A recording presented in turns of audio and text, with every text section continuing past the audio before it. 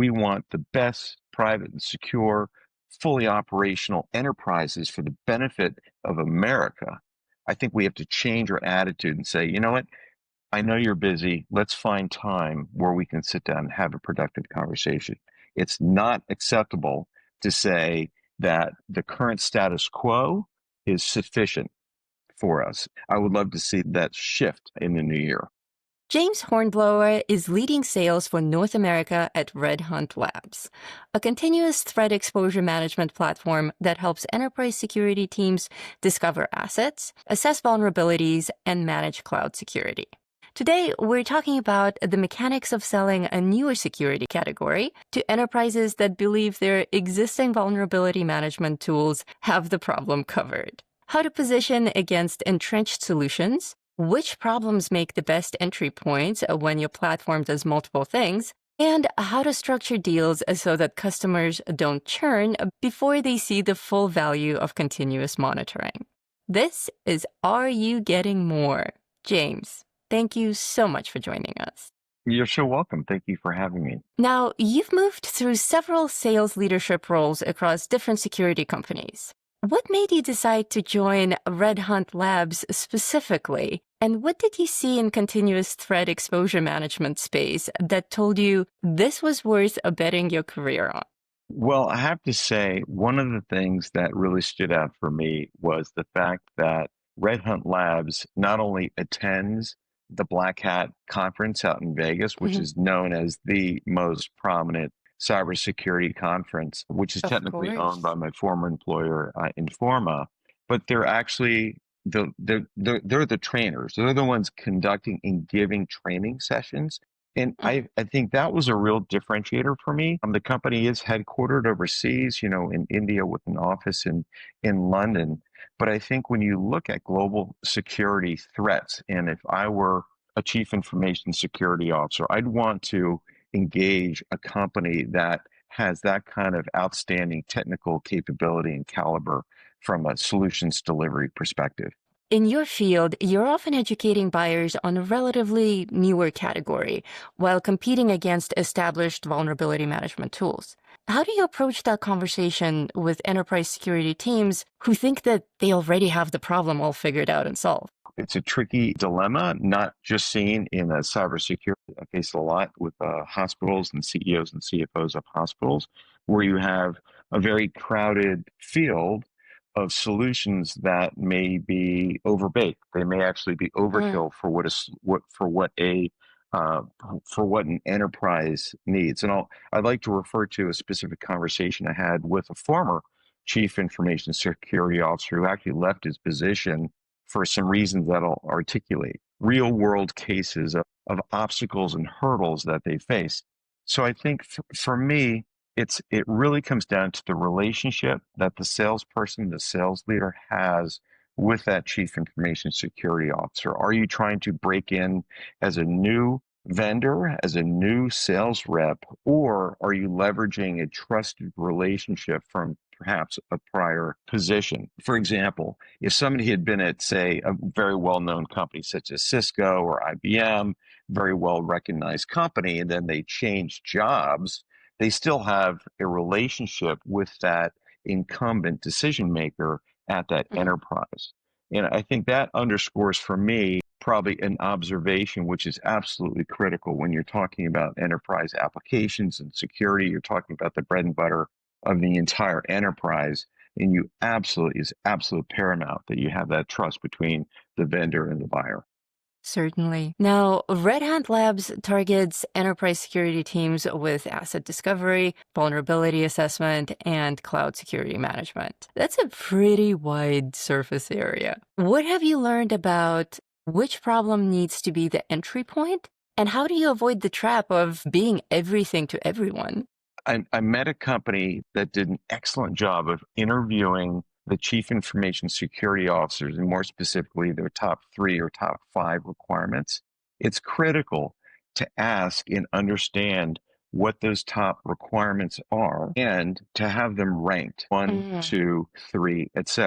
And also, when are those requirements need to be implemented? So by making sure that you align the client requirements with what the solution is, you can then mitigate the trap of saying, I've got this great mouse trap, but guess what? I'm actually trying to trap a bear.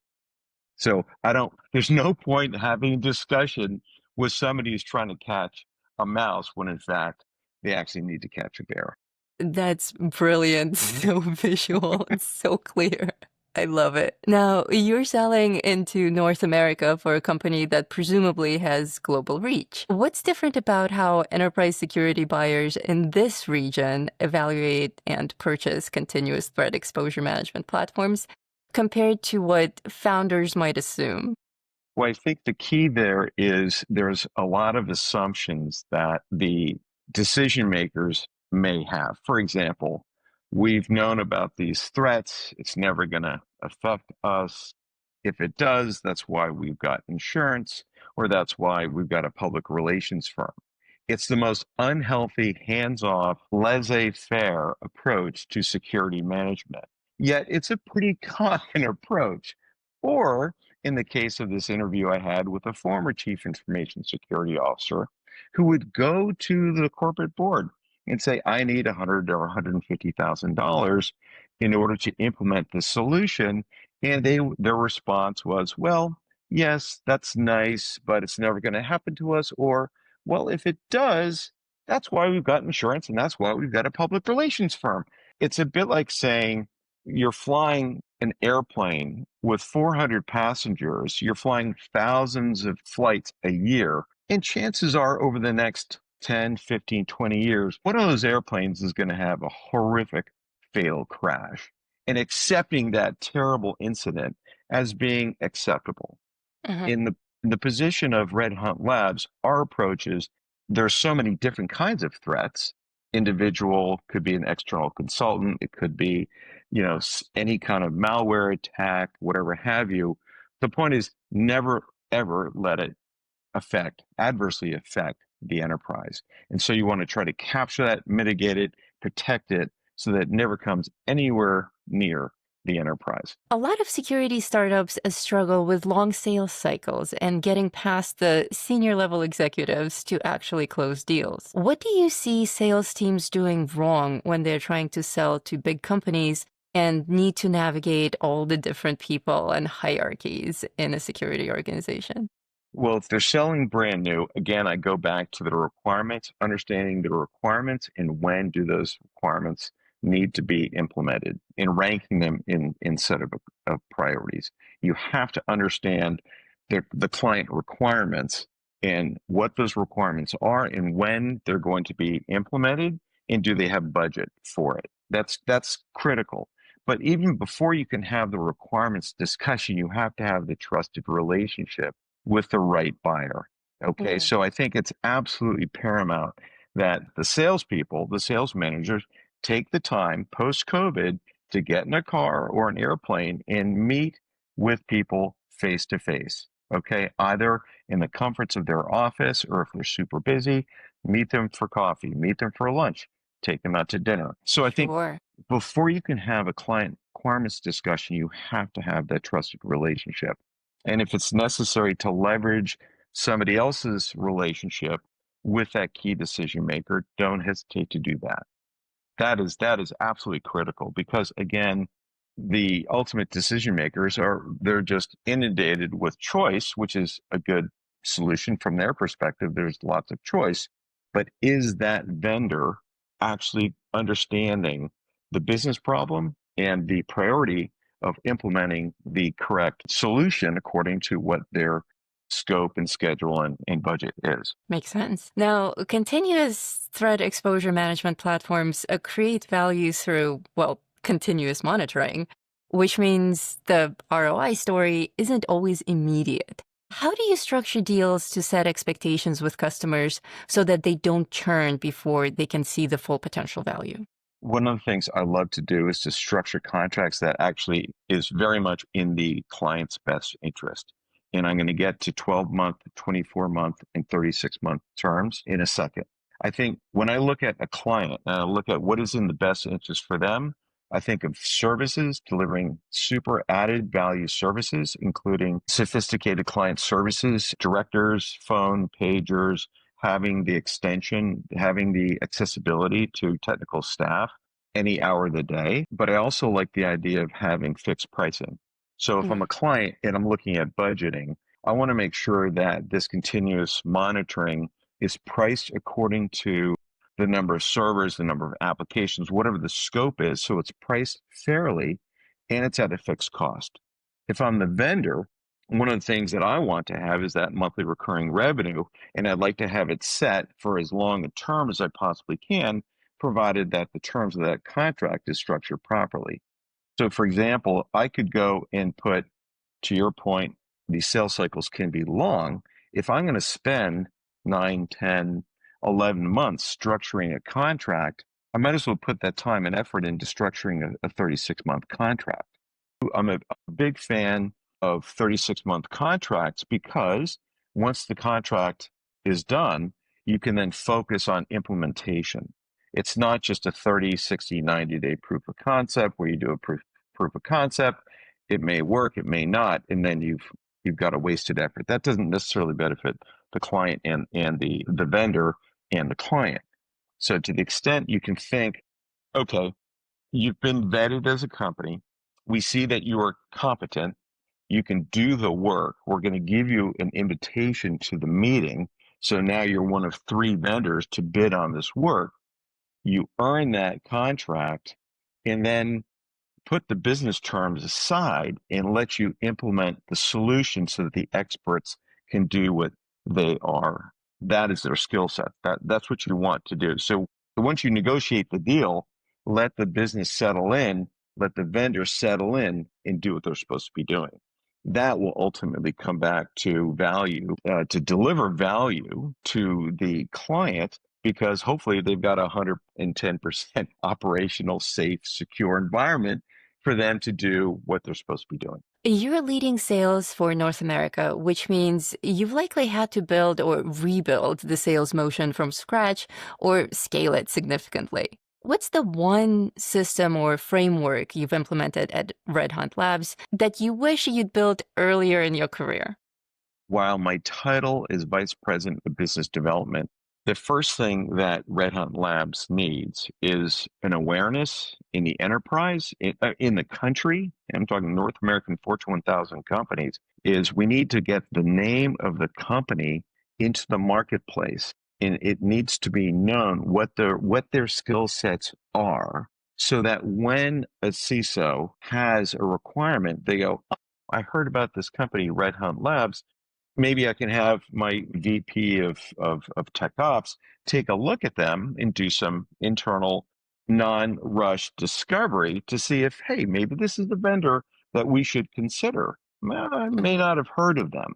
So I think from our perspective, getting the name of RedHunt Labs, the company, getting their skill sets as being trainers at Black Hat, and not just Black Hat USA. I mean, they'll go to Black Hat Asia, they'll go to Black Hat Europe. Let me put it this way. I would not hesitate to put their head of security in front of a chief information security officer. They are domain experts with a capital D and a capital E.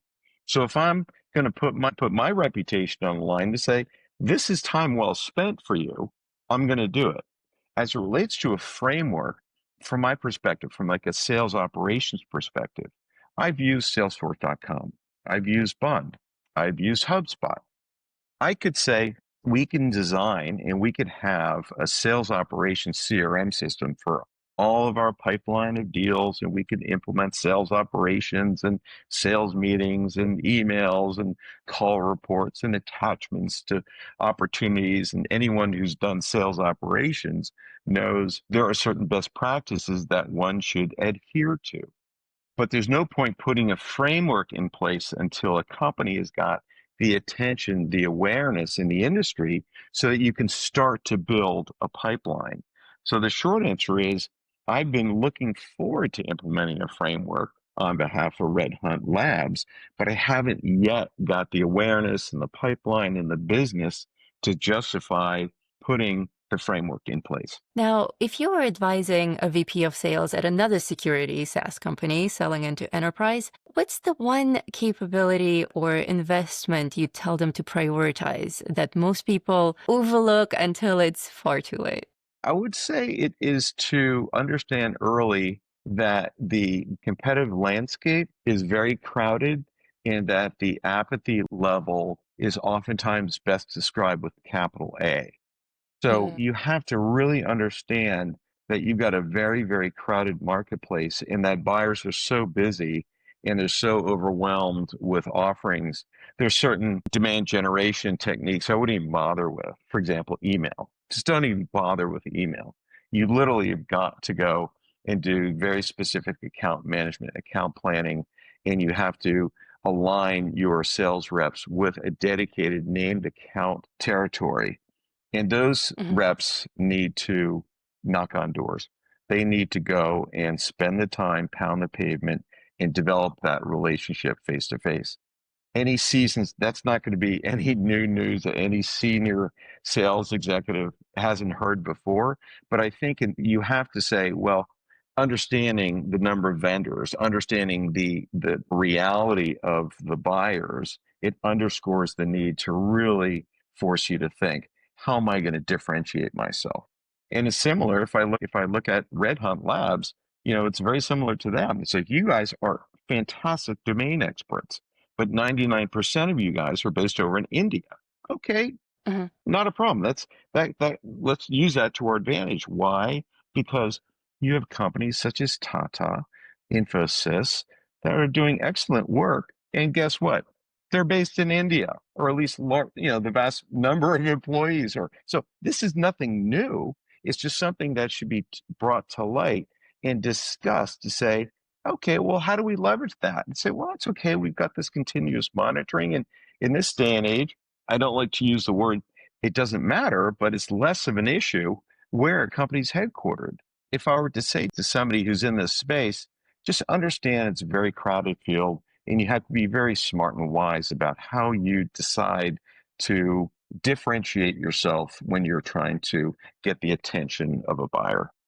That's really good advice. Thank you. Now, the better you get at opening enterprise security deals, the clearer I imagine it becomes where the friction really lives in closing and expanding them. Now that you've Mhm. established the sales motion at Red Hunt, what's the constraint that you're working to eliminate there that would solving that would unlock next level growth? If we just focus on LinkedIn for a moment and we think of how do we talk about topics, how do we talk about various threats, bad actors, be them from adversaries in Russia, Iran, Mhm. North Korea, whatever that may be.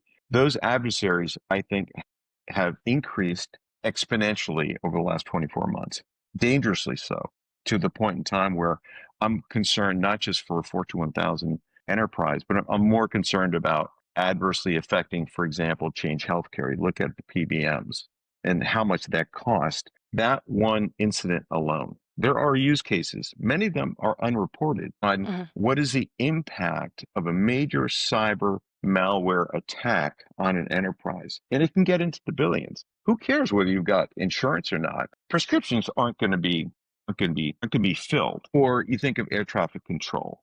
I mean, so I do think that we should probably accept the fact that it's not okay. It is not okay to say that these are threats and it's never going to happen to me. I mean, come on. I think we need to be grown adults. And one of the things I like about LinkedIn, and in fact, I'd like to see it happen a little bit more. I'd like to see more conversation about, hey, that's a really interesting point. Why don't we engage in some fruitful conversation from a peer to peer perspective? Something that I have seen works well or is a generally accepted manner of how people can come together is in the healthcare financial Mhm. space. So CFOs, CEOs of hospitals, it's generally accepted that they will come together once a year for a conference or maybe a semi-annual conference. And you have a safe environment of executives whom all have the same background. I personally think that is a safe space that has been generally accepted that at an annual or semi-annual meeting or quarterly meeting, that you'll engage in some roundtable discussions. I've seen and have attended meetings around AI about where the directors of AI are literally sharing very strategic, very confidential information. It's no longer confidential because they're talking about it in a conference, but they're trying to leverage and share work that's already been done, which can benefit even a competitor. And if we want to view North America and we want to say we want the best private and secure, fully operational enterprises for the benefit of America, I think we have to change our attitude and say, you know what? I know you're busy. Let's find time where we can sit down and have a productive conversation. It's not acceptable to say that the current status quo is sufficient for us. So I think I would love to see that shift in the new year. That is beautiful. Looking back at everything that you've learned of building sales organizations in security, what's the one principle about enterprise sales that you would tell your younger self when you were just starting out in this space? Never forget that sales is a process. You have to start in the beginning, starting with relationship, getting the attention of the buyer, generating interest. It's the old Dale Carnegie sales training. Get their attention, get their interest, understand what the requirements are, talk about benefits, come up with the solution, and very gently probe for questions for what the purchasing looks like, procurement and legal. And don't be afraid to ask, when do you plan to cut the order? You have to ask Mm. for the order. You cannot assume somebody's going to read your mind. And so at the appropriate time, ask for the trial close. Use the keyword if. If you were to make a decision, would you make that decision in January or March? Depending upon that response, where are they in that sales process? Sales is a process. And if you start out and said, James, I really love you. I'd like to, sell you $100,000 podcast. I'd be like, nice to see. We haven't quite gotten there yet. So sales is a process, but in this world of artificial intelligence, it makes it even more difficult. That AI will help improve. That is a new next generation thing. So I look at my 19-year-old daughter and say, it's a very different game. It's a very different world that you're in. Yes. But don't forget to go out and turn the phone off and go out and enjoy time at a restaurant. Go get some hot chocolate. Go walk on a beach. Don't forget the joy of just going out and spending time walking in a park. Well, James, thank you so much for joining us today for this show. It has been an absolute pleasure having you as a guest. Thank you so much. For those of you listening, if you want to learn more about RedHunt Labs or connect with James, check the description. We'll see you in the next episode of Are You Getting More?